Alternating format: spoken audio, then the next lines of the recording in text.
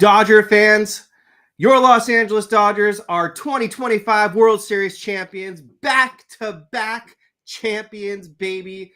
The first time that Jake Reiner and myself, Kevin Klein, can ever say that in our lifetimes.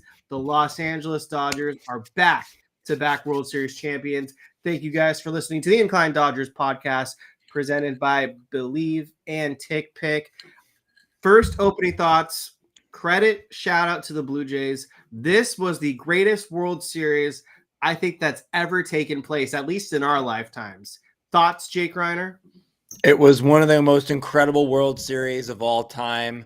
I don't know if that's recency bias, but just what happened in Game 7 was just the most emotional roller coaster I think I've ever been on in my entire life. I don't think I sat down. I was pacing around the room. Every single inning, the Blue Jays had traffic on the bases. There was not a moment to rest. It was every pitch was crucial. And to be quite honest with you, Kevin, I cannot believe we won this game. I still can't believe we won this game. That we should not have won this game, and yet we won this game. And similarly with last night in Game 6, should not have won that game either, but we did. It's incredible. And I have to echo your sentiments about the Blue Jays. They were a tough team. I know we talked about the Phillies being our toughest test. No, they were not. Yeah. The Toronto Blue Jays deserved to be there.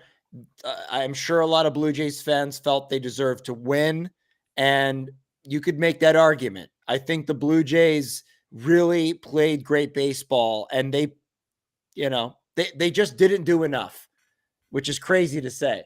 And I want to get into how the Dodgers played and how they did just enough to win this series. But man, what a series. What an absolute classic we just witnessed. Yeah, make sure to hit that like button. If you're happy the Dodgers won the World Series, hit that like button for us and make sure you're subscribed.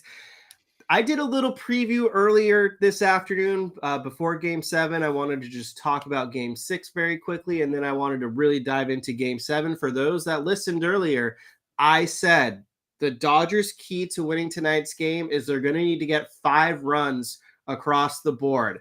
And I guess I predicted that correctly because the Dodgers ended up winning this game 5-4. It was huge for numerous reasons for them, keeping the Blue Jays off the scoreboard after they got that 4th run across. Tonight's hero, the most unsung of all heroes of all time in Dodger Blue, Miguel Rojas, saved our asses not once, but twice. But the first one, we have to highlight is with the swing of the bat, taking Jeff Hoffman deep with 1 out in the 9th inning to tie it up. Absolutely belted it off the left field wall for a no-doubter, the biggest home run of Miguel Rojas's life. He came back to the Dodgers a few years ago. Jake and I had been critical of him many times. We, at some point, I think, asked and demanded for him to be DFA'd. And tonight, he forever cements himself in Dodgers history. Bring him back for next year. I will never, ever criticize Miguel Rojas for as long as I live. He is etched in Dodger lore right now. One of the biggest postseason heroes of this franchise's illustrious history. Not to mention what he did in Game 6, because that play that he made at second base to double up Barger to end that game was also nothing short of heroic. And then you add tonight, not just with the bat, but also with the glove. He makes that play in the 9th inning, the ground ball right to him with the bases loaded, and he stumbles a little bit, makes a miraculous throw. And then Kevin, this game is a game of inches. They always say that cliche, but tonight it was really a game of inches because Will Smith originally didn't touch home plate and then reached back at the last second, touched home plate before the run crossed. Because if that run crosses, Kevin, the game's over and the Blue Jays win the World Series. Yeah, absolutely. The defensive IQ and just wizardness of Miguel Rojas was massive in both these games, as you alluded to. And I mean, that's kind of part of my thought process initially when Andy Pages was struggling, get Miguel Rojas in the game. And they went to Alex Call, and unfortunately we were at that game and it did not work out. And then thankfully Dave Roberts had a light bulb go off and plugged in Miguel Rojas. Also was the 9-hole hitter, made some great plays defensively at second base, and the Dodgers go on to win Game 6 and Game 7. And it's crazy to say because he's one of the last men off the bench. The Dodgers don't win this World Series without Miguel Rojas. So shout out Miguel Rojas. You are awesome. Come back next year. We're going to try to three-peat with Miguel Rojas on the team. That's why it takes every man on this roster. I mean, you go back to Game 3 and they use the entire pitching staff to win that game. And every single World Series run, there always is not just one guy, but multiple guys that come out of the woodwork and just produce and create these heroics. And it's not typically it can be typically the guys that get paid millions and billions of dollars. But honestly, to win a World Series, you need some of these things to go your way. And you need some of these players that nobody talks about to shine. I mean, you talk about Andy Pages taking him out of the lineup. What a move by Dave Roberts to put Pages in center and take Edman out, because Yoshinobu Yamamoto was on the ropes after hitting a batter and the bases were loaded with one out. First of all, you had that Miguel Rojas play that we talked about, but then the play afterwards where he put Pages in center field and he essentially just trucked Kike Hernandez out of the way. It was unbelievable. He said, I'm catching this ball. I don't care. And I'm glad he did too, because with the way Kike was looking for that ball, I was shitting myself, because I don't know if he makes that catch. I mean, he's a great fielder, but I don't know if he makes that catch. I think Pages had to make that catch, and he did, and he saved the game for us. Absolutely. The catch will make up for it. Andy Pages did fail with the bases loaded and less than 2 outs, and that could have been very catastrophic. But yeah, the glove work was impressive. That's actually one of Pages' strengths, which I know a lot of Dodger fans didn't believe that was going to be a thing coming into the season. I certainly didn't. But he proved to be a really good center fielder, and you can argue, not every center fielder is capable of making that catch. There are so many things to talk about. I mean, Will Smith deserves a million flowers and more. What's funny about his go-ahead home run tonight in extra innings, home run in Toronto, obviously, because they're playing in Toronto, not a home run in Dodger Stadium. So if they were playing at home, it wouldn't have been a walk-off home run, and who knows what happens. Just interesting tidbits right there about sometimes the ballpark can go in your favor, even if you're the road dog. So Will Smith dominated. I mean, let's talk about the fact that he's caught the most innings in a World Series ever now. He broke that record because he caught an 18-inning game. He also caught this 11-inning game, never took an inning off. Dude came up in the clutch multiple times, not even in just this game. But my God, this was Will Smith's best complete postseason ever, I want to say. And he had the biggest home run of his life tonight. Not just tonight, too, Kevin. I mean, you think about Game 2 where he had a huge swing, huge home run to help the Dodgers win that game. This guy is just clutch beyond his years. He has always been that way. He's got a million walk-off hits, a bunch of walk-off home runs, just always finds the moment. And when the Dodgers needed him the most, I mean, look, the Dodgers were not scoring runs tonight if they weren't hitting the ball out of the park. I mean, yes, their first 2 runs of the game came on, kind of small ball, sac flies, that sort of thing. But they don't win this game if they don't hit the ball out of the park. I mean, Muncy, Rojas, Will Smith, it was all solo shots to win the game, which is kind of perfect, honestly, because this offense just never really clicked in the World Series. It felt like they just did enough to win, and they weren't lighting the world on fire. And meanwhile, the Toronto Blue Jays just putting the pressure on us every single game. It's incredible that the Dodgers were able to win this game. But Will Smith, I just want to go over the numbers real quick because I was curious, because you said complete postseason. This postseason, he had a 778 OPS, a 364 on base, 2 bombs, 8 RBIs, just another solid performance. Again, from Will Smith, just always coming through in the clutch. Yeah, and on top of that, he called great games behind the plate.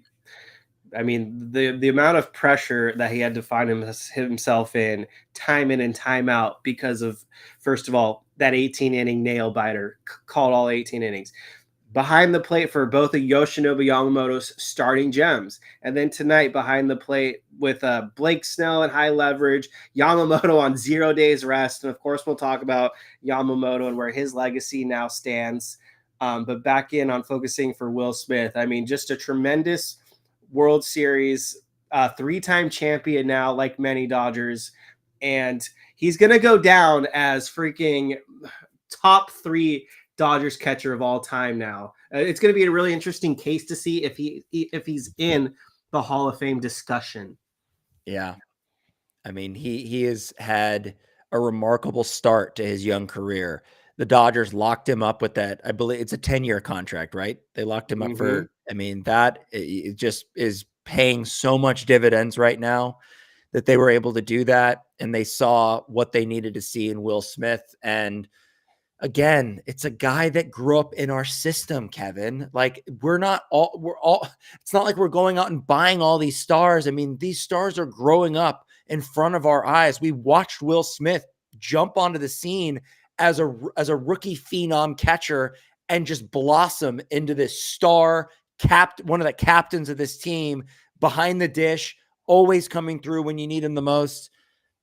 I don't know. I don't understand where they get this ruining baseball thing. I mean, the Dodgers and the Blue Jays collectively, I don't know if they saved baseball, but they enhanced baseball. Well, that was the word I was about to say. Saved baseball. Okay, let's go with it. I mean, if you're a casual fan and you decide I'm going to give baseball a shot and you start with game 1 of the World Series and you stick with it, like, I don't know how you could walk away from this World Series not being a fan of the game, or at least not being now more interested in saying like, okay, I'm going to give this regular season thing a shot, because this was well, I'm a lost for words, but what I'm trying to say is like the haters, the ones saying the Dodgers are ruining baseball. Well, we just gave you, with also the help of the Toronto Blue Jays, who spend a lot of money as well, one of the most epic, most exciting sports entertainment, keyword entertainment, showcases in decades. It would have been a nightmare if it was like some 2 low budget, small market teams like the Milwaukee Brewers take on the freaking Guardians. Exactly. Like, who's tuning into that? We got stars on both sides. Vladimir Guerrero Jr. going off. Shohei Otani having big hits. Freddie Freeman walk-off home run. Max Muncy home run. Will Smith big hits. Toronto had underdog guys like Ernie Clement. We could not get that guy out. He torched us. He set a record for most hits in a single postseason. That's how good that guy was. Yeah. And like, you think about what Will Klein did in this postseason, another postseason hero, Edgardo Enriquez in that game 3, Clayton Kershaw goes out a 3-time champion. Yeah. The out that he got in game 3 was massive. And I'm so happy, Kevin, that he went out not only a champion, but also went out on that moment, because how many times have we seen them bring him back out on the mound and it doesn't go well? Quite often. So the fact that he got his postseason moment at Dodger Stadium to keep the game right where it was in the most impossible situation, bases loaded, 2 outs, and he gets to 3-2. Sweet victory. And you saw on TV as the Dodgers were celebrating, Kershaw tears, just crying, just so relieved, so happy. He gets to go out a champion in his final season. Nothing could be more fitting for one of the greatest Dodgers ever. Yep.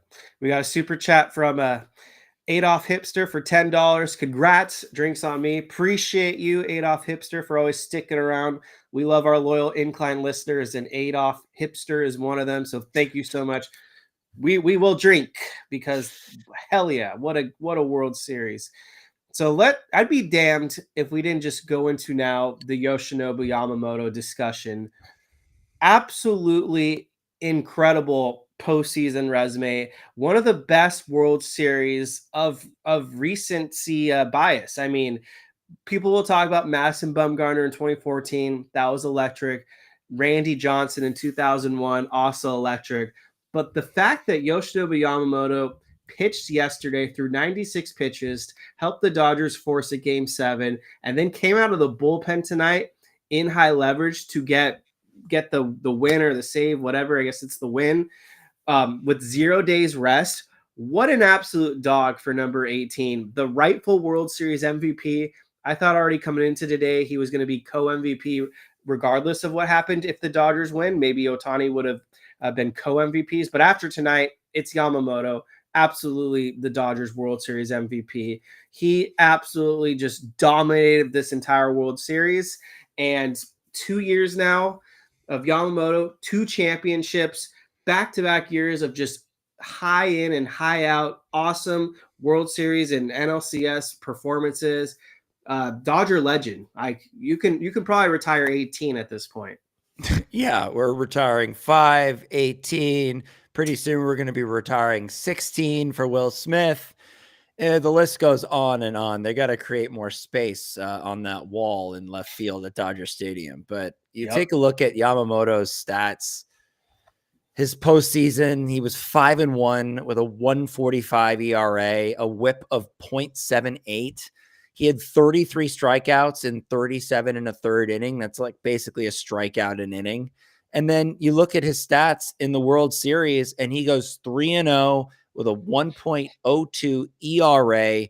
He strikes out 15 batters. He walks only 2 the entire World Series, and he only gives up 2 runs the entire time. MVP through and through. The fact that he threw 94 pitches last night in game 6 and gave us his all. I thought he could have gone at least one more in that game, but Dave Roberts decides to take him out. And then he comes back in this game and he throws 2 2/3 innings of 1 hit, no run baseball, 1 walk, 1 strikeout, gets the win. And it wasn't easy either. He was pitching in and out of serious trouble. The margin for error couldn't have been slimmer for him.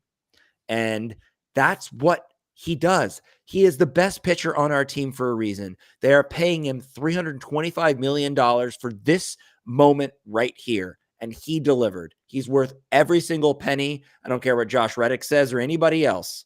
He is worth every single penny. He is one of the greatest Dodgers pitchers in history. He will go down as one of the greatest pitchers ever. He is unbelievable. Unbelievable from him. He got 8 outs with no rest, no days rest. He only allowed the 1 hit, which was the leadoff Vladimir Guerrero Jr. double in the 11th inning. And that was when I started to stress again. I was like, okay, thank God we have the lead. Like, worst case scenario, they tie it up and we have to go to the 12th inning.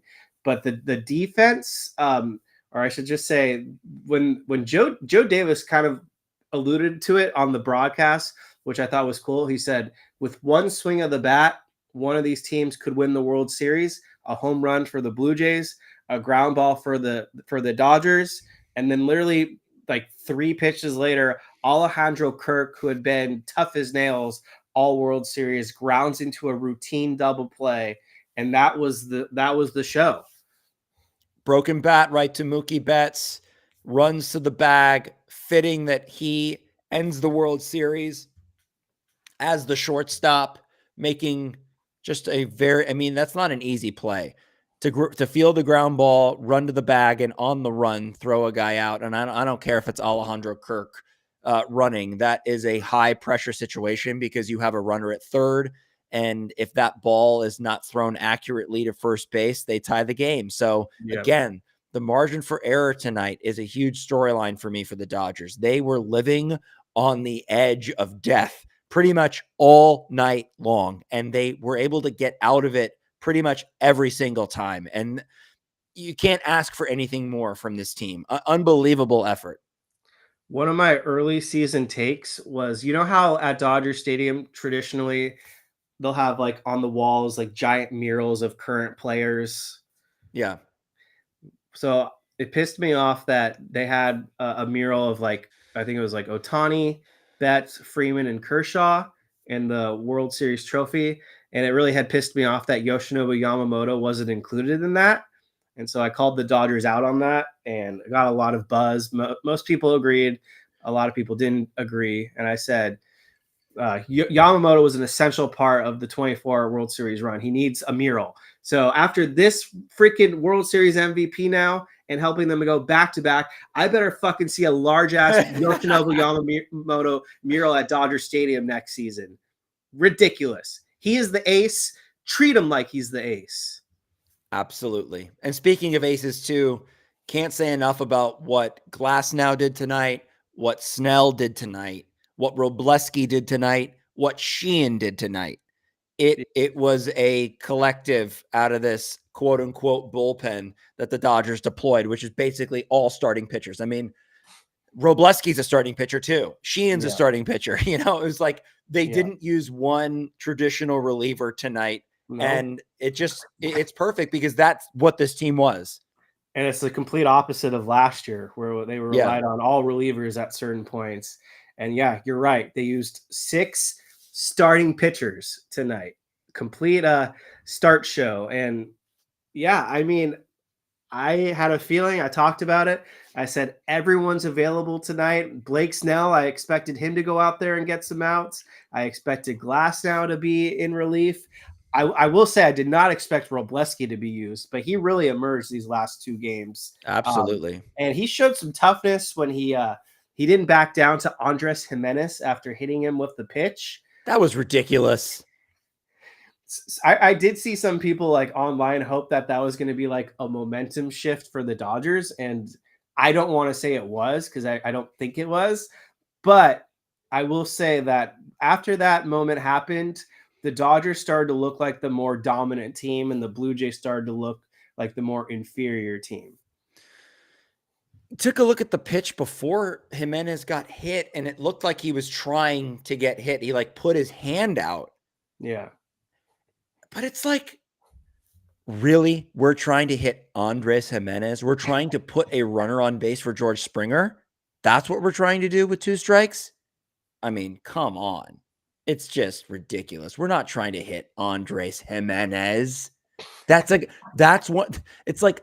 You pick your poison in this Blue Jays lineup because it is a tough lineup. Everybody's a tough out. They fight. They just grind at bats. They rarely swing and miss. Although tonight the Dodgers got a lot of strikeouts, but they rarely chase.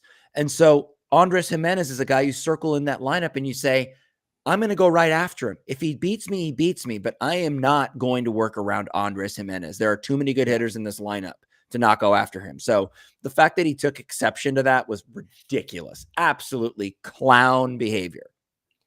Here's what's crazy, and I don't know if this is a product of the Dodgers pitching stepping up in the clutch or the Blue Jays just choking, but with runners in scoring position this evening, the Blue Jays were 3 for 17, 14 left on base. Dodgers were also not good, 1 for 11, and that'll kind of segue in a little bit of the Max Scherzer stuff, which really had me infuriating. But you look at the fact that the Blue Jays were 3 for 17. They had that many opportunities to really run away with this game. And whether it's an effective Dodgers really good pitching to get out of it or the Jays just not executing, there's your difference in the game. 14 runners left on base. That is a lot. I mean, look, the Blue Jays had a lead going into the 9th inning at home. I mean, they had this game. And there were so many other times where they could have blown it open or won it again after the Dodgers tied it. So many missed opportunities from this Blue Jays team. Yeah. That's why it was so draining to watch emotionally, because in your head, you're going through the motions of, okay, You're accepting defeat. You're accepting you're going to be devastated. You're accepting that the Blue Jays are just going to celebrate on their home field, and that's it. And you kind of get in this mode of like acceptance, right? But then there's also a part of you that's hoping like maybe there's a way we're going to get out of this. It's like in the 9th inning with Yamamoto, the bases loaded and 1 out. Like I was saying, I was watching with my brother and I was like, how is he going to get out of this? Like, there's no way we can get out of this. There's literally no way. We're going to lose here. And you just give up all hope, but you're also in the back of your mind, you're like, maybe he can get it done. Maybe he's got it. And just unbelievable stuff tonight from the Dodgers pitching staff. But man, a lot of missed opportunities for the Blue Jays. I'm sure they are kicking themselves right now between Game 6 and Game 7. A chance to close it out at home, and you just can't do it. It's like Joe Davis said, and again, I've had my issues with Joe Davis. I honestly can't stand listening to him throughout an entire game, but he does really have a flair for the dramatic. And he had the perfect line when the Dodgers won. It's like, you got to knock out the champ. You just have to. When you have the champ on the ropes, you got to knock him out. And the Blue Jays just couldn't do that. They could not. And Jeff Hoffman, I'm just curious because I don't know many Blue Jays fans. I probably won't be talking to many either. What happens with Jeff Hoffman now with the Blue Jays? Like that home run he gave up, blown save, like Jonathan Broxton vibes, Neftali Feliz vibes. Like that would go down now in infamy, where you had the team down to 2 outs. You're about to win the World Series. The champagne's getting whipped out, and you serve up a home run to Miguel Rojas, of all people, to blow the World Series lead and force extra innings. Like you were 2 outs away from sealing the deal. That's how close you were. And unfortunately now for a guy like Jeff Hoffman, he goes down on the wrong side of history, being the guy that gave up that go ahead, or that tying. Sorry, gave up the lead to tie it. There's a couple moments in this postseason you look back on and you're like, wow, that guy's really going to be having a long offseason. Like Orion Kerkering of the Phillies, and Jeff Hoffman of the Blue Jays, to give up a game-tying home run to Miguel Rojas, who hadn't hit a home run since September. I know.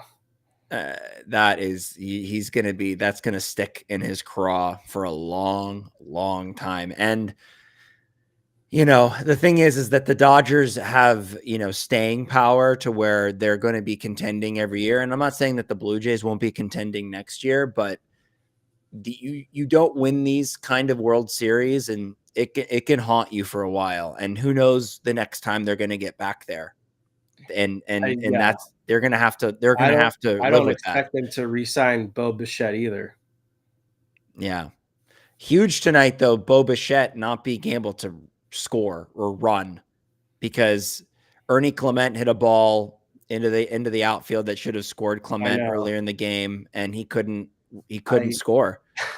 I tweeted that, and thankfully I didn't get attacked too badly, because the next time Bo Bichette was up, he hit the 3-run home run off Shohei Otani, which is another thing I want to talk about momentarily. But what was I going to say?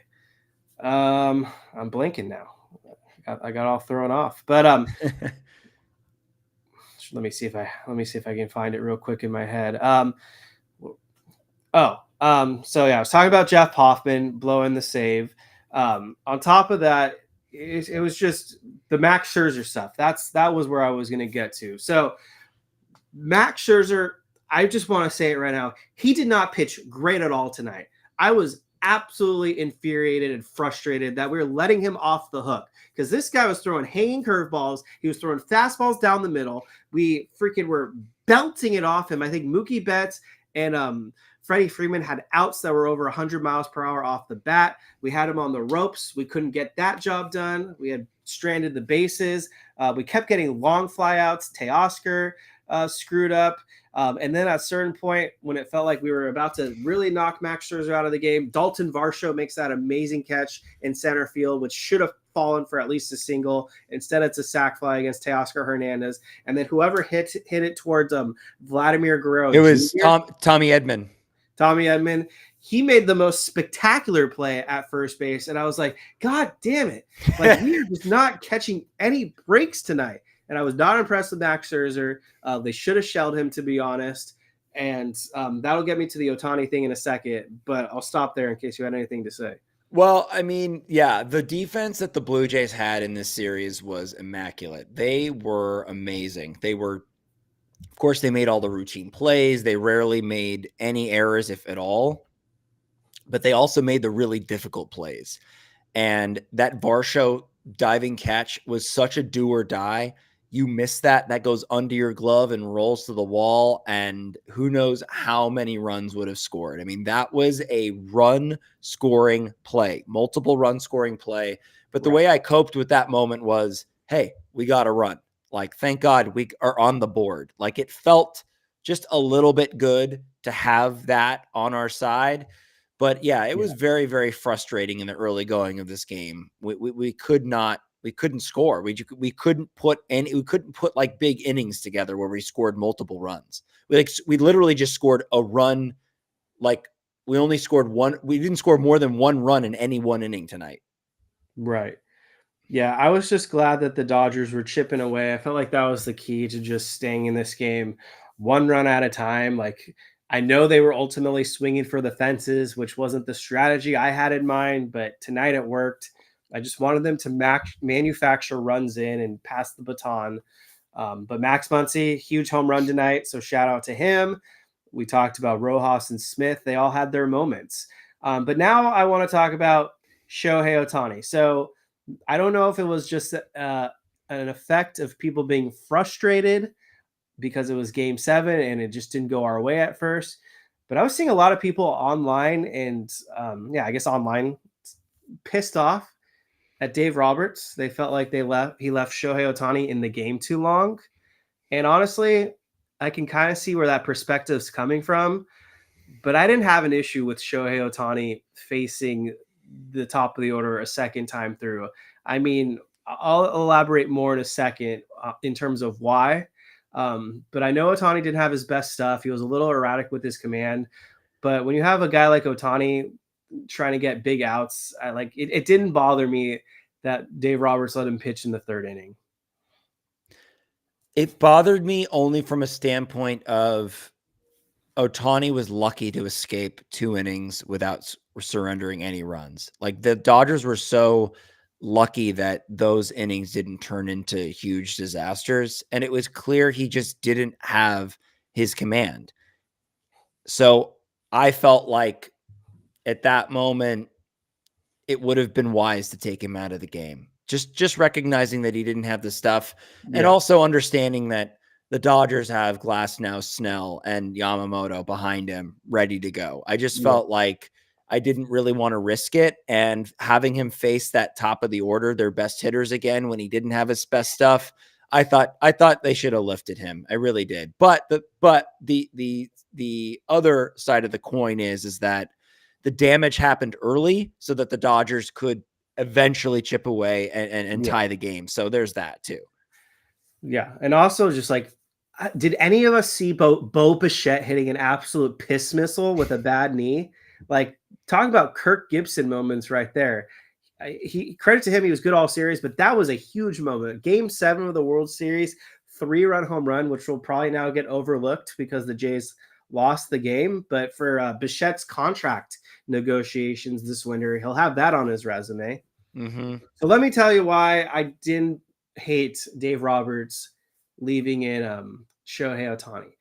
You got to get 27 outs. Tonight it ultimately ended up being 33 outs, which you can't really game plan for that. But I mean, you look at these game logs and they were really squeezing every last bit of ounce of juice from each of these pitchers. I mean, it didn't seem like they wanted to go with Tyler Glasnow immediately because they ended up going to Justin Robleski. He only got 4 outs.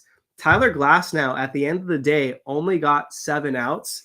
And it was reported right before the game started that he was dealing with some type of side pain or side injury heading into yesterday. And so who knows really like what type of effectiveness Tyler Glasnow would have been at. And he looked good overall, but he did give up a run. Emmett Sheehan only got 3 outs, and as good as Sheehan pitched, he did give up a couple hits. I don't know what would have happened if you let Sheehan go out there for another inning, Blake Snell got 4 huge outs, but Blake Snell was on short rest as well, so you can't really count on him. And then on no days rest, they had to rely on Yoshinobu Yamamoto to get 8 outs. So they really were trying to, squeeze everything they possibly could out of Shohei Otani. And if you had pulled him too prematurely, who knows how this game unravels.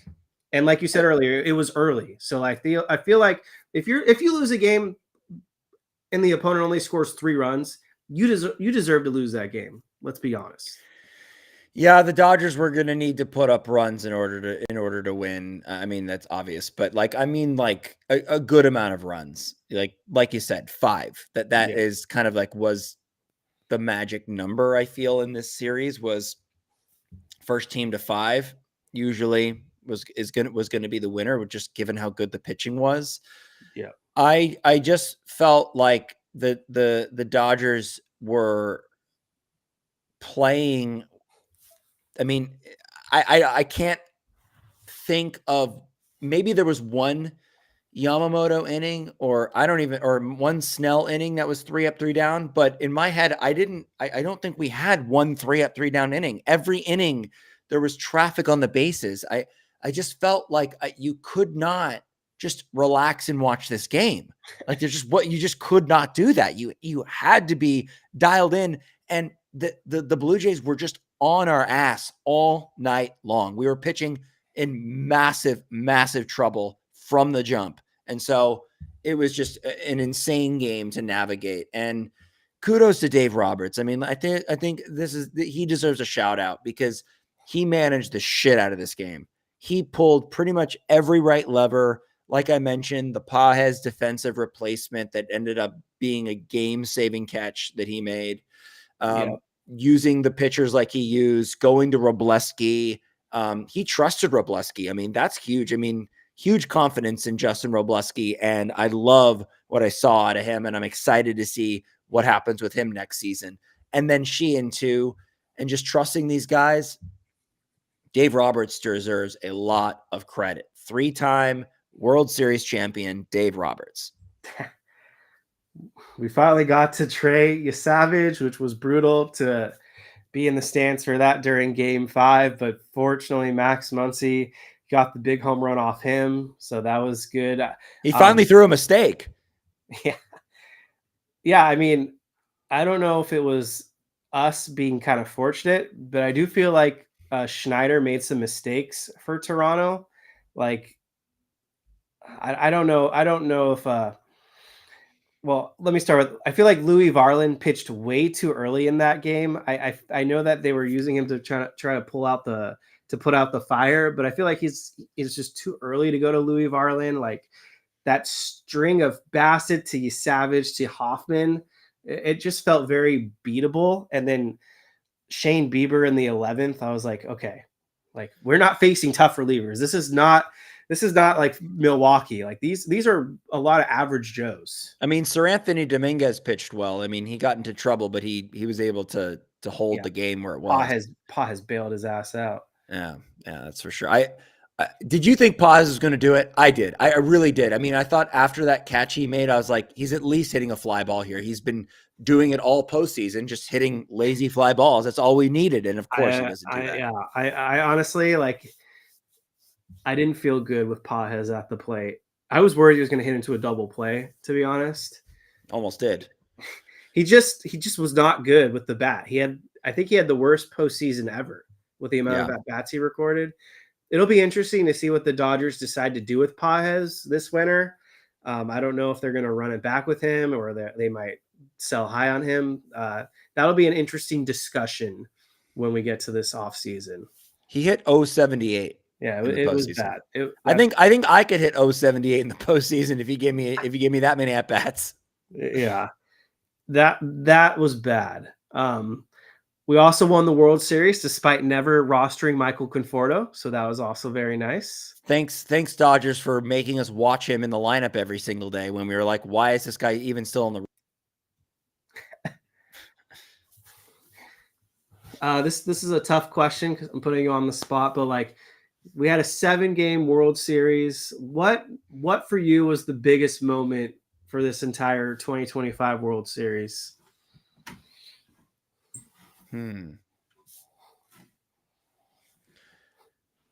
I think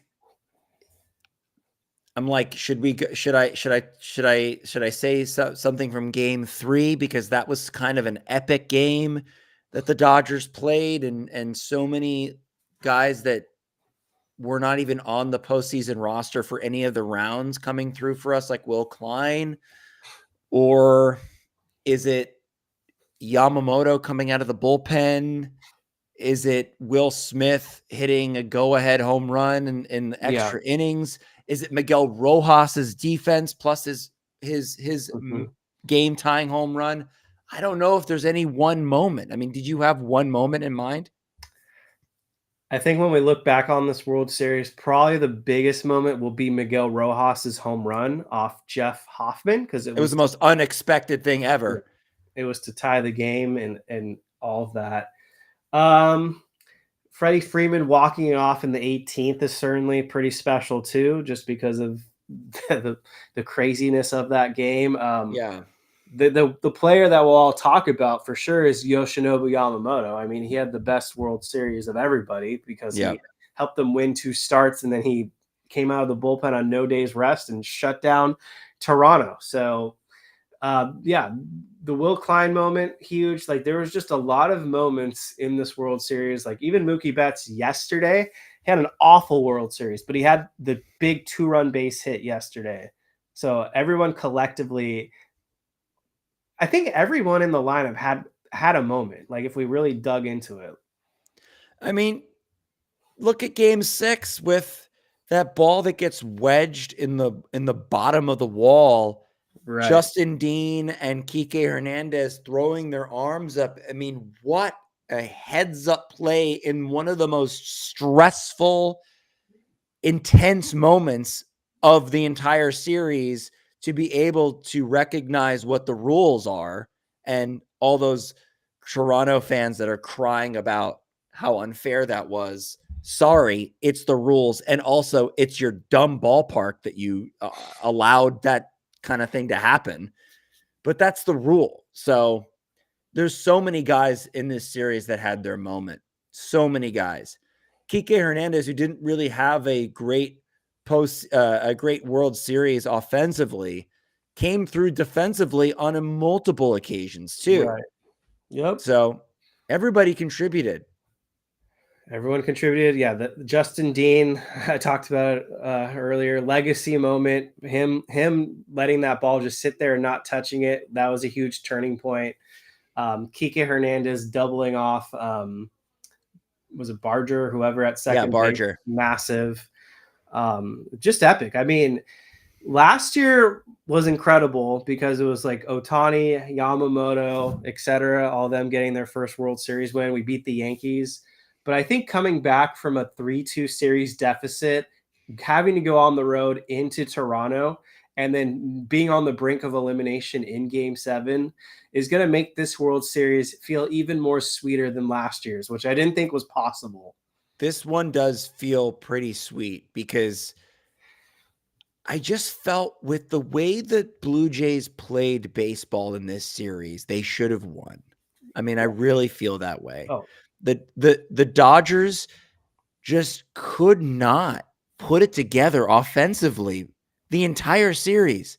And I think if you look at the postseason as a whole, maybe if you forget the Reds series because that was an outlier, they really put it on the Reds offensively. But if you look at the postseason as a whole, they did just enough. It was like they scored just enough runs. They did just enough offensively to win games. And it was their pitching staff that really carried them. But in this series, their pitching staff, which the starting rotation is the best I've ever seen it, they were actually inferior to the Blue Jays in terms of starting pitching. Right. The Blue Jays actually had better starting pitching collectively, and that was the Dodgers' bread and butter. So on a surface level, it's like the Blue Jays really should have won this. They played better baseball than the Dodgers overall, but the Dodgers just had this incredible comeback mentality, which we did see that too throughout the whole season, whether it was the first half, the second half. the playoffs in general, they had a knack for coming back. I mean, even in that Phillies series where they only lost one game, they had a couple of huge comeback wins in that series. So that's what was so great about this World Series, because you had two teams that were basically the two best comeback teams in all of baseball. So the drama throughout this whole series was incredible. It was immaculate. I loved it. Beth Jensen mentioning, I've never seen a more incredible World Series in my life. Shout out to Beth, who tunes in all the time. But we have to respect the Dodgers' path to winning this 2025 World Series. It just dawned on me that we took out the 2-seed Phillies, we took out the 1-seed Brewers, and then we took out the 1-seed Toronto Blue Jays. So I don't know how any hater, even if you're a Giants, Padres, or just general Dodger hater, how you can find a way to diminish this World Series, because we literally beat every possible best team. Yeah, they'll find a way. Whether it's the complaining about the salary cap or complaining about the ball that wedged underneath the wall and how everything's in favor of the Dodgers, they're ruining baseball. They just buy everything, and it's like they either clown us for choking and tell us that we, are frauds, or we win the World Series and we don't get any credit for it because we were supposed to win it.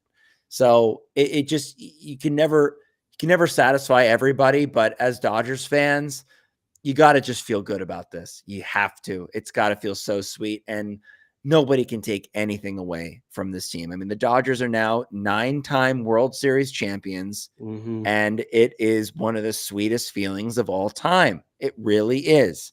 It's incredible. I don't even know what Padres and Giants fans are thinking right now, but they have to be miserable. And I kicked it off at the very beginning by throwing this out there. So I want people in the chat, and I want you, Jake, to answer this question that I'm about to pose.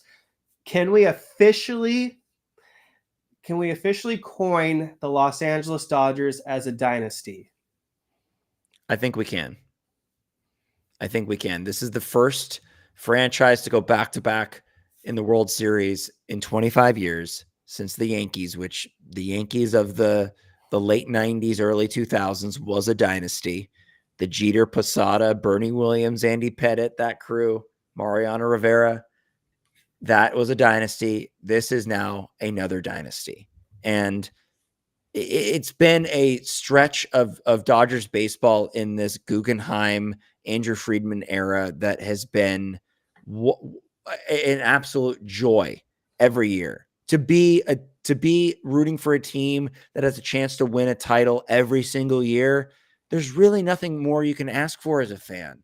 So yeah, this is a dynasty going back to back. And I think what makes this one so sweet, Kevin, is it really reminds you how fucking hard it is to win a World Series.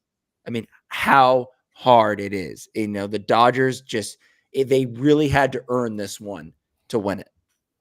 Yep. Just as Benjamin Susan points out, 3 championships in 6 years. To me, that's a dynasty. I just don't know how you would argue against it at this point. Like, the Dodgers are in the playoffs every year. They've now been to 5 World Series since 2017. They've won 3 now of the last 6, and they're doing it with some of the greatest teams of all time. You got Otani, back-to-back champion now. Signs with the Dodgers, has won 2 consecutive championships since joining the Los Angeles Dodgers.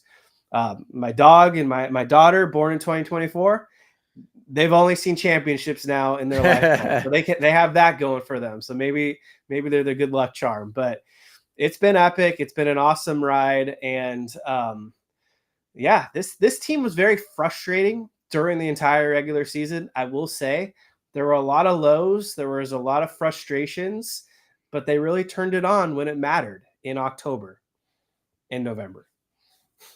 And the thing about Otani in the World Series is that they didn't really get the Otani that we know he is. I mean, especially on the pitching side, I mean, you look at his World Series, he was 0-1. He had a 7.56 ERA in this World Series.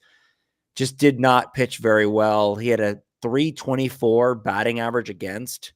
So just not immaculate stuff from him. And then at the plate, his numbers are deceiving, but his impact on the game itself really was just not what we're used to seeing from him.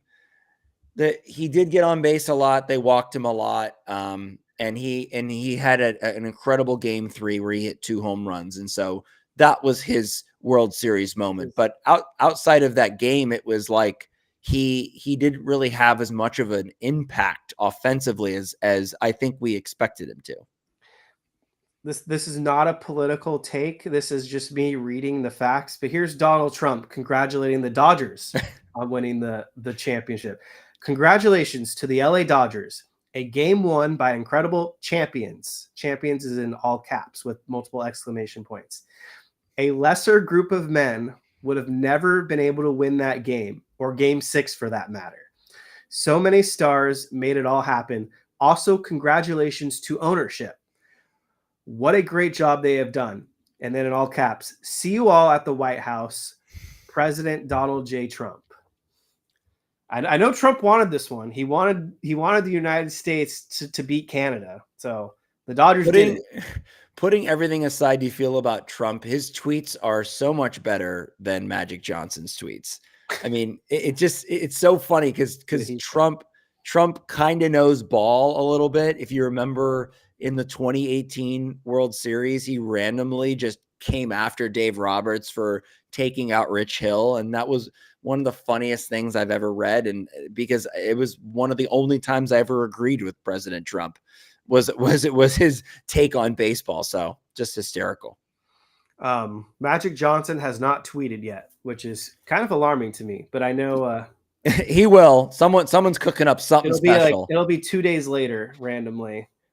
Can you send me the Trump tweet? Because someone's asking, okay, but can you read it in Trump's voice? And I can't really do a great Trump impression, but I can work through it. And I've had a few sips of my whiskey here, so I'm willing to kind of do anything on this celebratory night.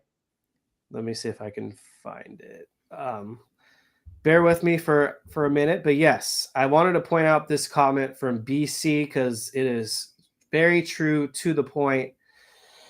Freddie is so glad he left Atlanta. He'd never be part of a dynasty there and knows it. In hindsight, I think that is now the case, that Freddie Freeman is glad that the Atlanta Braves decided to go with the younger wife and divorce Freddie Freeman. Braves fans are so weird about this too. Like, they're denying that the Braves made it a conscious decision to part ways with Freddie Freeman when all the facts are laid out there and it's just common knowledge and the truth that they chose to depart with Freeman because they didn't want to pay him, and they decided to go with Matt Olson, a younger first baseman. But this is going to be one of the biggest breakups that favored the Dodgers ever. Like, thank you, Atlanta. I'll say it every year.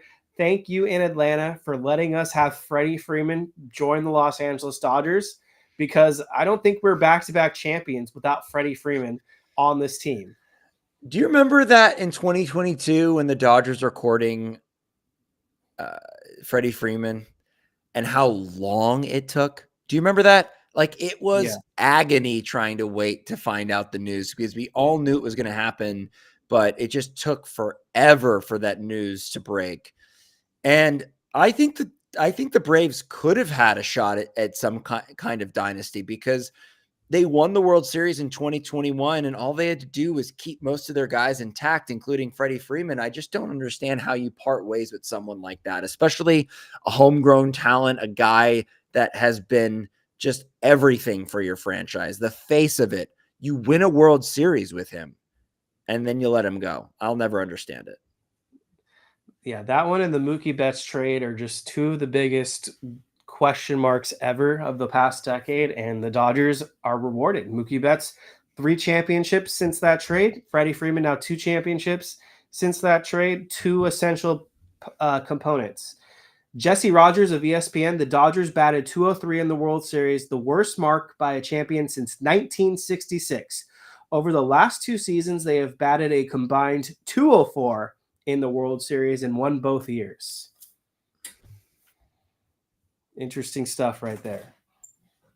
I sent you the tweet if you want to try to read it later or now or whatever, but let me know. Yeah, let me try my my Trump impression right now. It's going to be terrible, but you'll get the gist of it. Congratulations to the Los Angeles Dodgers. A game won by incredible champions. A lesser group of men would never have been able to win that game, or game 6 for that matter. So many stars made it all happen.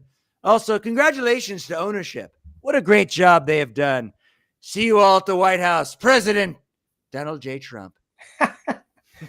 That was actually a lot better than I expected you to do. I mean, it's you get the essence of him, right? Come on. You are Saturday Night Live bound, I think. You can play the next Donald Trump. Or I could play Don Orsillo from the Padres. I do a pretty good impression of him. So I do have a comment on the broadcast. I disagree with your Joe Davis stuff earlier, but first let me focus on John Smoltz.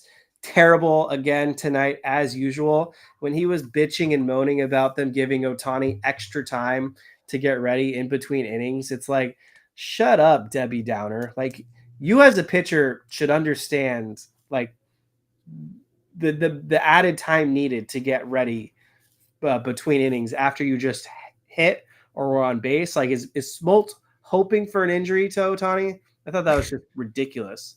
And his analysis throughout the game, I feel like he didn't add anything. He just kind of yaps. Yeah, he just kind of complains.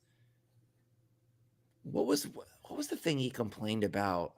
Oh yeah, like you were saying, about Otani taking too much time, and then they brought on that umpire who needs some broadcast help. Like someone needs to help him with be on camera a little bit smoother. But they brought him on as the rules analyst, and he's no Gene Steratore, let me tell you. And he basically said that it's up to the umpire's discretion how much time they allow Otani to get ready. So whatever. I mean, look, it didn't really help Otani. He was bad tonight. So, it kind of is like a moot point. But I think what's funny about Joe Davis, if I could say, it's funny to me how many Blue Jays fans were complaining the entire series about Joe Davis as someone who broadcasts primarily Dodgers games throughout the season. I mean, he is the main guy at Fox, but he is the Dodgers broadcaster for a majority of the season.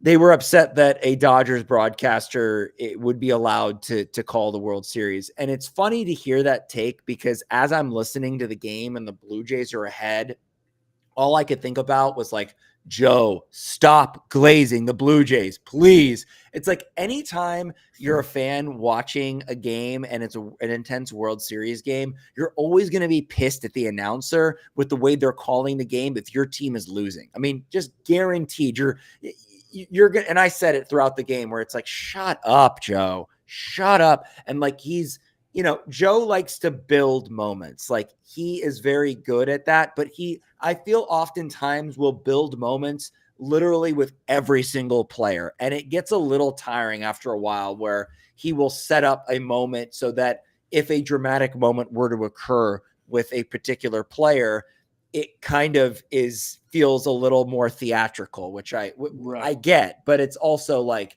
it can be tiring every single time. And then the Dodgers winning the World Series kind of became like a surprise call by him, which I think is his best strength, is when he's kind of surprised by something and goes with the moment. And he had a great call for that game-ending double play where he says, for the champs, you got to, I'm butchering it now, but it's like the champs, you got to knock them out. You got to knock out the champs. And so that was just a great moment to capture what a crazy game 7 it was.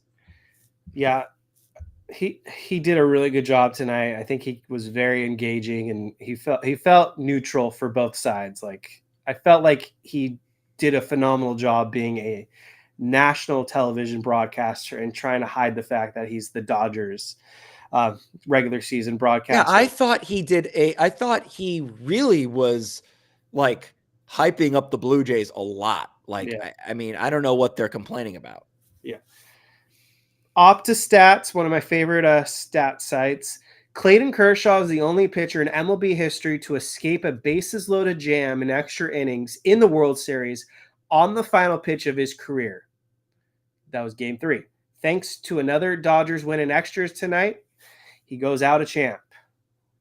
Fun fact right there. So sweet. And I saw him warming up in the bullpen, and I was like, no, we already had the Kershaw moment. It was already beautiful. It was at Dodger Stadium. Don't do this. Oh, Yeah. thank God Yamamoto was able to close it out. Thank God. Yeah, if you like Yoshinobu Yamamoto and you haven't hit that like button yet, you got to hit the like button for us. Here's some more stats. The Dodgers are the first team ever to trail in the ninth inning of a World Series Game 7 on the road and come back to win. The first ever team to trail in the ninth inning of a World Series Game 7 on the road and come back to win. I didn't think that we were the first. I thought that would have been done already. Another crazy stat right there.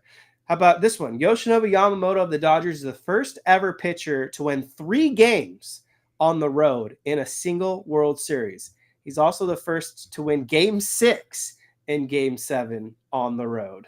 The Dodgers only lost 1 game on the road this whole postseason. Game 1. Think about that. Yeah. Think about that. That's incredible. This team, which is kind of funny because it's like at home, they kind of shit the bed a little bit. But on the road, they were just so good. So good. The best I've ever seen.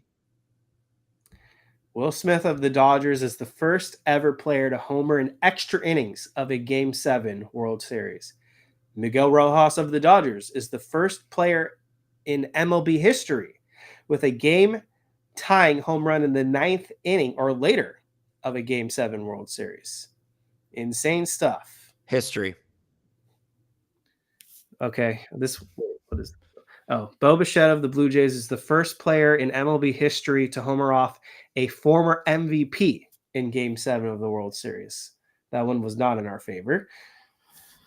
Dennis Gonzalez, one of my favorite peeps, is re-signing Kike a lock for the Dodgers?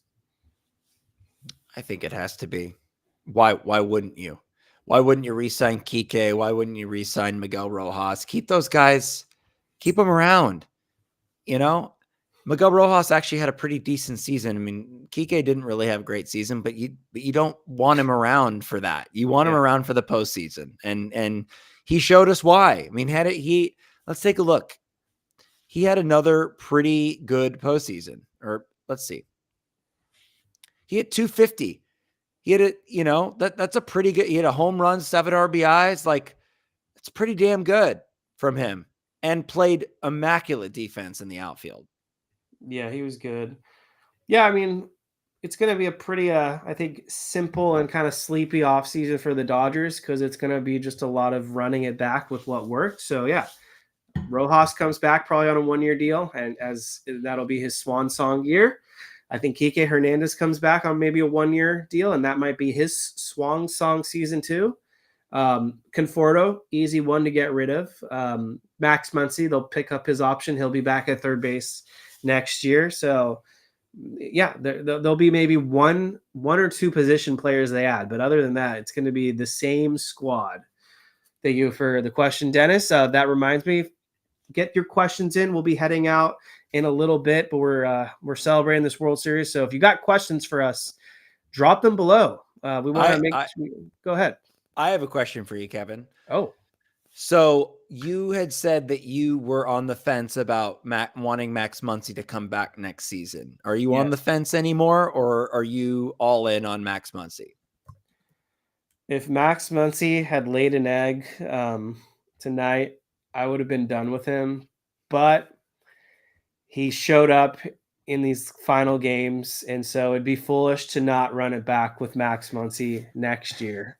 See, here's the thing. It's like, that's what the Dodgers do. They just gather all these guys that fucking mash in the postseason because they're going to get there. They get there every year. That's never in question whether or not they're going to make the postseason. So the fact that these guys go through massive slumps, don't really produce overall in the regular season, is irrelevant. It doesn't mean anything. You get these guys to the postseason and you watch Max Muncy come through time and time again.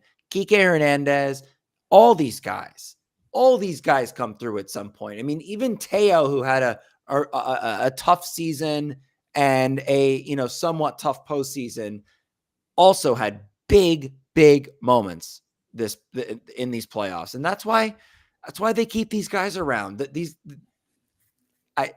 To me, it was like Max Muncy, even if he didn't hit the home run tonight, I still want him back. I still do. He had some big moments outside of tonight as well. Yeah, Teo was huge. He had, even though he was awful on the road in Toronto, he had some big home runs throughout the entire postseason. Let's just not play him in right field next season. That's my one request. At a certain point, this Dodgers team is going to get really old, and it's going to all fall down really quickly. But now that they've won back-to-back championships, like whatever happens at this point. Like, I don't need to get greedy. Like, a three-peat is obviously cool and something you may never get to have an opportunity to do again because they just won 2 and that was very difficult. So trying to do that again in the future and then trying to three-peat. So this is probably their one chance in our lifetimes for them to ever three-peat. But whatever happens. They're going to make the right moves. The front office is the best in baseball. So they're going to do ultimately what they think makes the most sense. 100%. Anything else that we should talk about, Jake? What a game. It was so uncomfortable. It was such an uncomfortable watch. How many times did you feel like this game was over? Like, how many times did you convince yourself that just we weren't winning this game tonight? Yeah. Let me check my timeline real quick to double check if I don't want to sound like a hypocrite or contradict myself. Let's see.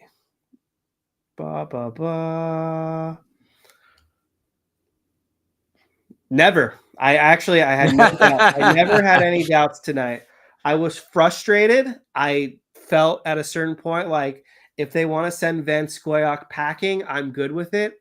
And I just talked about the stat. They had 204 or whatever the last 2 World Series combined. Like, that's awful. Like, they did not do a good job overall hitting this postseason. They were really carried by the pitching. But with tonight, I felt if it was within the 3 runs, if it was within a save situation, the Dodgers aren't out of it yet. They just had to string together some timely hits. And like they had some good balls off the bat against Scherzer. They were just not executing and they were getting unlucky. And this Jays pen, the guys that they were going to go with, none of them felt locked down to me. Like we weren't going to have to face that Brewers bullpen, which was way more daunting in my opinion. Like Jeff Hoffman, scrub, Chris Bassett, mediocre, Savage, great, but was on 2 days rest. And I just felt deep down like they have to get to him. Like he's never done this before. So I had a lot of confidence tonight. After game 5 was probably the most down I felt because they just looked so helpless out there. But if we could win game 6, I was like, anything can happen in game 7. I thought multiple times this game was over. So many moments where the Dodgers were just on the ropes and the Blue Jays, all they had to do was push one run across. It just felt like every inning was just, we were on the brink of disaster. I've never experienced a game like that where every single inning you're thinking this is the end. Like this is they are going to explode for multiple runs here and we're not going to be able to recover or we're going to lose. This game was I still can't believe we won. I just can't believe it. Totally. I was ultimately at peace with whatever happened, but I felt confident that they weren't going to let an early 3-0 deficit let them go out. Like we could not have another 2017 where George Springer leads off the game with a base hit and then we end up falling down early. Like you just cannot have that again. So Don Mattingly doesn't get a World Series ring. He's still ringless. So that won't come at the Dodgers' demise. Max Scherzer, he doesn't get another World Series ring. Clayton Kershaw will now finish his career, at least at this moment in time, with now more World Series rings than both Scherzer, who only got 2, and Justin Verlander, who got 1 and an asterisk. Yeah, it's sweet. Boom. It's sweet. I think Kershaw's the only Dodger that I would expect to retire. I don't know if there's anyone else. Kirby Yates. Kirby Yates is retired from being a Dodger. That's for sure. It's so crazy. It's like Otani comes to the Dodgers. We instantly win two World Series. I know. Unbelievable. I am so happy. Like, I've heard a lot of people talk about this over the last couple of days, how baseball needed Otani to be on a good team. They needed him to be on a team that's going to contend. And there's no better franchise than the Dodgers right at this minute. And the fact that immediately for 6 seasons, he didn't sniff the postseason, and he joins the Dodgers immediately, 2 titles back to back. Tanner Scott, he gets a World Series ring despite not pitching an inning this October. Kirby Yates gets a World Series ring despite not pitching an inning this October. Michael Conforto will get a World Series ring, even though he didn't have an at-bat this October. And then shout out to Chris Taylor. They're going to give him a ring, I would imagine. Oh, yeah. Austin Barnes, he's going to get a ring, I have to imagine. And then some other fun ones in here. Let's see.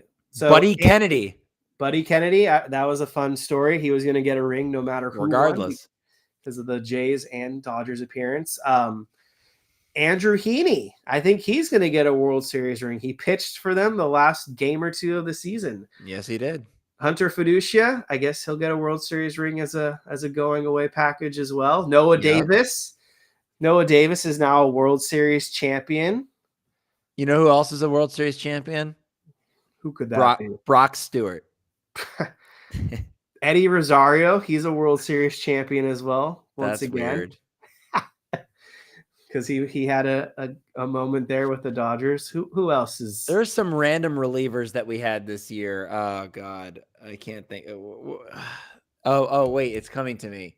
That random white guy we ran out there a few times just Chris Stratton. No, not Matt Chris Sauer. Matt Sauer. Oh, he was on the opening day roster. He definitely should wear that ring proudly. Yeah. Tony Gonsolin, he's going to be another champion. Dustin May. Hopefully he's not too bitter and throws it in the trash. James Outman is now a 2-time World Series champion. Yeah, big contributions this year from James. Jose Urena, he's a champion. How about Hae-Sung Kim coming over from the KBO, getting a World Series ring immediately? I loved what I saw from Hae-Sung Kim, and I thought that he didn't get the playing time he deserved. But what I saw from him was great. And the fact that they put him in there in the final inning as a defensive replacement for Miguel Rojas, who I think may have been dealing with some kind of injury. That's interesting. Yeah. I was like so blacked out at that moment in time. I didn't even realize they had inserted Kim into the game. And then I saw him record the out, and I don't even know who he replaced. So he replaced Rojas, you're saying? Yeah, he did. Okay. Yeah, he got the put out on the bunt from Yamamoto. That's always a scary play when there's a runner at second and less than 2 outs, and there's a sack bunt down the third baseline, and the pitcher has to run towards the line, turn, use his momentum to shift towards first base, because you're thinking, oh my God, that ball could go up the right field line, and that's the ball game right there. So many little things like that.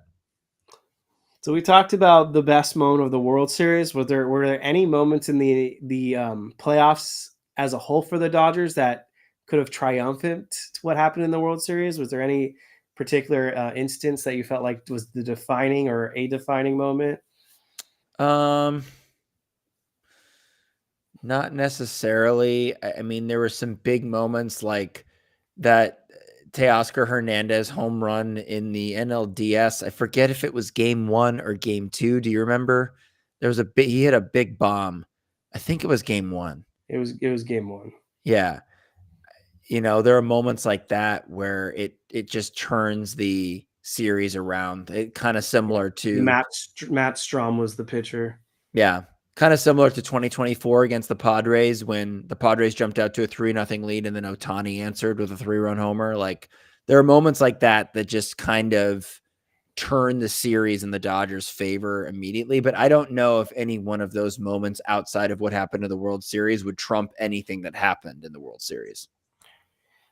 Yeah, when I think back of this 2025 playoff run, the Orion Kerkering era will probably be top 3 for me. That was just such a strenuous game. Everything was working for the Phillies pitching on all cylinders. Sanchez was great. Luzardo was great.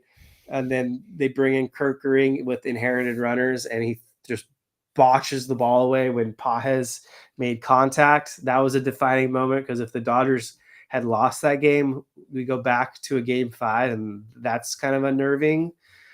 So that was huge.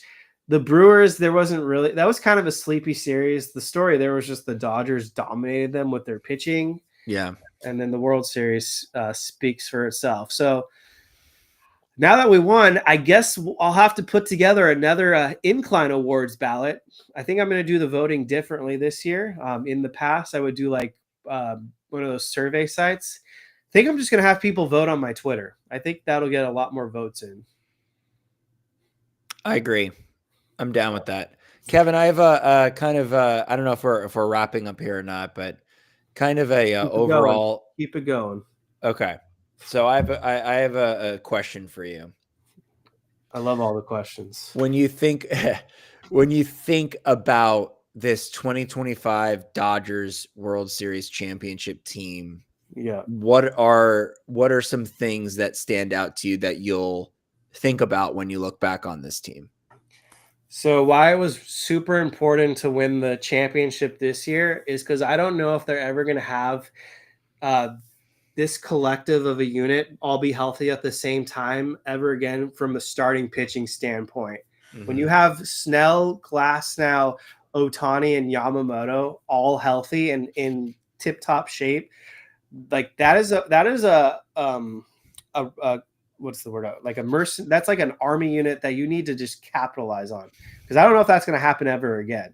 So that was one of the first things that stands out to me. And I already forgot what the question was, but just things that stand out to you when you think about this 2025 team. Right. So yeah, definitely the starting pitching. That's one for me. I don't think we win if we didn't have that option. The other thing is like Otani had numerous signature moments during this run. And so there were definitely some mounting frustrations and some loud critics out there accusing of Otani not being a big time player and not showing up with the spotlight and being a regular season merchant. And then he had that game against Milwaukee where he threw 6 shutout innings with 10 strikeouts and had 3 home runs to cap off an NLCS MVP. When I was thinking about moments outside of the World Series, I don't know why I forgot about that, but that is one of, if probably the greatest performance by any one player in the history of baseball. Certainly the history of the postseason. I would say the history of baseball. I don't know any other person that did what Otani did in that series. That was. We've got breaking news. Okay, breaking news. What is it? After being known as the asshole who tweeted, "Why would you ever give $325 million to a pitcher that's never thrown a major league pitch?" Josh Reddick has made his account private on Twitter. Yeah, I bet he's getting hazed right now for that.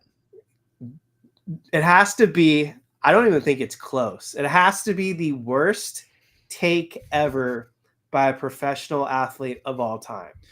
Yeah, it's one of the worst takes ever by one of the worst Dodgers ever. It just aged so terribly. Yeah. Well, Reddick's a loser. Always will be. Never So yeah, liked him. that's the leading story again on Old Takes Exposed. Of course. Two days in a row. The One crew. Sorry, go ahead.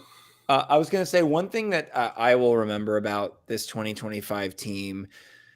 I agree with you that the pitching getting healthy at the right time, September into October, they caught fire at the right time. They were dominating on every single cylinder. But one thing I will remember about this team is how, even despite the fact that their offense really never got to the level of dominance that we kind of expected them to in the second half leading into the postseason and in the postseason in general, again, outside of the Reds series, because that Reds team just no business being in the postseason. And we saw why. They just were not competitive in the least bit. So those were kind of outliers, but I just always will think about how this offense as a collective kind of underachieved. And even despite that, the Yeah, Dodgers were able to win the World Series. And I agree with you.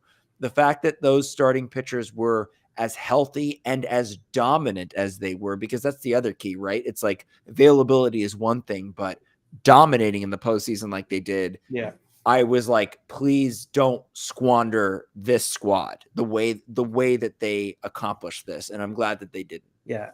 And it would have been a shame for them to have lost the way Yamamoto had pitched. So he gets the 3 road wins now, which is just insane. Like to think about. Yeah. You only get to play 4 games on the road, and Yamamoto got 3 credit for 3 of the wins. Dennis Gonzalez, should Mookie stay at shortstop next season? This is just going to be a whole thing. I don't know what they're going to do with him. I wouldn't have him at shortstop, but I have a feeling the Dodgers might feel differently. Yeah, he kind of earned the spot at shortstop. He played really well. He's probably going to win the Gold Glove at short for the National League. He's one of the finalists. He is one of the finalists. We'll see. I mean, I don't like it. I really don't. I mean, the solution is staring them right in the face, which is you move Teo to left and you move Mookie back to right and you find another shortstop. I mean, that is just the most obvious decision to make. We don't need him at shortstop. Yes, what he did at his age, learning the position and actually becoming elite, way above average at the position is remarkable, but it was also unnecessary. So Right. to me, it's like if I had my choice, I would either have him move to second base or put him in right field where he's won 6 Gold Gloves. Yeah, I mean, ultimately, Mookie proved he's a very elite defender. I just want to do whatever's best for his bat because that's my biggest takeaway with Mookie Betts. We need Mookie Betts to be a hitter, and he came through in Game 6, but there were also a lot of frustrating moments. Other bad takes that aged poorly: the Game 7 Fox crew, which makes up of Jeter, A-Rod, and Ortiz. They all thought there'd be a party in Canada tonight. That did not work out. James Holzhauser, the Dodgers are spending $70 million on relief pitching, and they'd rather lose the World Series. The Dodgers are spending $70 million on relief pitchers, and they'd rather lose the World Series than put one in the game. So that aged James very poor. Holzhauer, the Jeopardy champion guy? Is that who that Yeah, is? I think so. That guy's always so bitter. Drake, there was also the Drake curse. He cursed the Blue Jays. What did he do? Just existing? Anytime Drake backs a team, they lose. Yeah, well, of course he was going to back the Blue Jays. So Kendrick Lamar beats Drake once again. I was expecting more out of that rivalry Oh, from the two of them. Like I just was kind of disappointed that nobody did anything from those two guys. I don't know who Matt Welch is, but he apparently is an editor at large. whatever that is, or editor at large for Reason, whatever Reason is. It's a magazine. He tweeted, "How do you not hit for Miguel Rojas?" And When? then he wanted Miguel Rojas pinch hit for. When? In this game? Yeah, this game. It's funny how people tweeted that. Here's another one from Pod on Lansdowne. I don't know what that is, but Dodgers have the payroll of a small nation's GDP and are sending up Miguel Rojas with the World Series on the line. Lansdowne isn't that like at Wrigley Field? I think that's where I think that's where Lansdowne is. Yes, it is. It's funny when people say things like they should pinch it for Rojas. It's like, okay, well then who would you have put up there? Like there's no one. Right? All these guys have been bad, It's like Rojas has actually contributed offensively and defensively. So I don't really understand what they want. Valter Baptista, Blue Jays fan here. Congratulations to the Dodgers. Great series. We talked about it earlier. The Blue Jays deserve a ton of praise. They were the toughest competition I think the Dodgers have had in these last 2 years. They really fought us hard into the end. So many guys stepped up, like Barger, Clement, Vladdy, obviously. Varsho had some big moments. Savage showed up as a starter. They really made this the greatest World Series, I think, of my lifetime. Yeah, it was a really good World Series. Both teams battled it out. It was a dogfight and an epic Game 7. That's just such a great way to end the baseball's best show. Just such a great ending. It's so dramatic. So many great moments. So many storylines. It was like that Game 3 too. It was like, where do you even start? There's so many things that happen in that game. Yeah. So many little things that happen in tonight's game. That's why baseball's just the fucking best. Last call for questions. Get those questions in. Hit that like button if you haven't yet. Jake, let's do something else real quick, fun and kind of spontaneous. Okay. Dodgers have now had a lot of success in October, which is something we would have never thought we'd be saying years ago when we were kind of known as the team that came up short. Unfortunately, we came up short a lot.